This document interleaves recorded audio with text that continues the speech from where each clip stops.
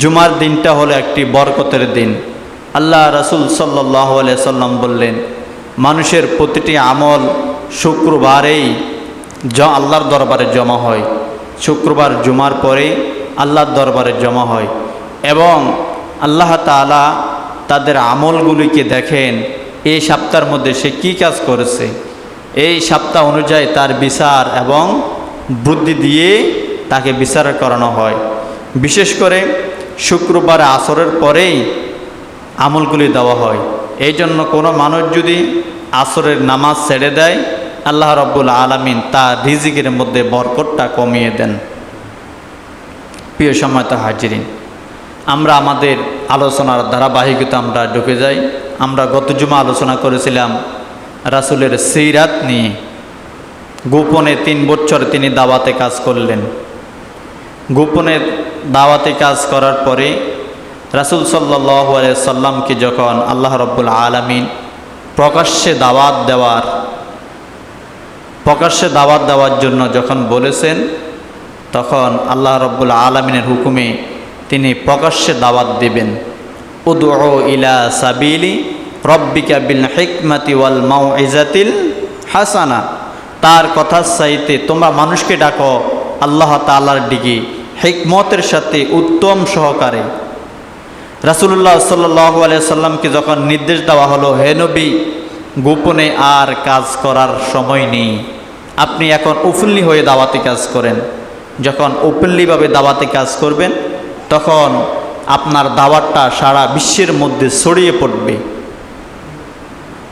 তখন রাসূল সাল্লাল্লাহু আলাইহি সাল্লাম চিন্তা করলেন, আমাকে তো আল্লাহ তাআলা দাওয়াতি কাজ করার জন্য নবুয়তের 4র্থ বছর, মানে 3 বছর দাওয়াতি কাজ শেষ, এখন 4 বছর চলতেছে। আমরা 46 বছর, আল্লাহ রাসূলের 46 বছর এবং 45 বছর, এই 2 বছরের জীবনী আমরা এখন আলোচনা করব। তাহলে রাসূল সাল্লাল্লাহু আলাইহি সাল্লামের নবুয়তের 4 বছর যখন চলে, আল্লাহ তাআলার হুকুমে আল্লাহ তাআলা বললেন, নবী, আপনি মানুষকে দাওয়াত দেন সরাসরিভাবে। এখন আর গোপনে দাওয়াত দেওয়ার প্রয়োজন নাই। আপনার দাওয়াতটা, আমার নামটা সারা বিশ্বের মধ্যে যেন ছড়িয়ে পড়ে। রাসূলুল্লাহ সাল্লাল্লাহু আলাইহি সাল্লাম তিনি যখন আল্লাহ তাআলা নির্দেশ দিলেন, তিনি সর্বপ্রথম তার আত্মীয় স্বজন, তার পরিবারের মধ্যে 2টি গোত্রকে দাওয়াত দিলেন। তিনি যে গোত্রে জন্মগ্রহণ করলেন, বনু হাশেম গোত্র এবং বনু আব্দুল মুত্তালিব ইবনে মুনাফের গোত্র, এই 2টা গোত্রকে তিনি দাওয়াত দিলেন। দাওয়াত দেবার পরে এখানে মোট 45 জন উপস্থিত হলেন। আবু জাহেল, আবুল আহাব, উতবা, সাইবা, মুগিরা সহ একবারে তার আত্মীয় স্বজন সবাই এখানে উপস্থিত হলেন। আল্লাহ রাসূল কথা বলার আগেই তিনি মেহমানদার করার পরে তিনি কথা বলবেন। এমন সময় আবুল আহাব বললেন, ভাতিজা, তুমি এমন কথা বলিও না যে কথা বলার কারণে আমাদের শত্রু হও। তোমার কিছু কৃতকাণ্ড দেখলাম এই কয়েকদিন যাবৎ, দীর্ঘদিন যাবৎ।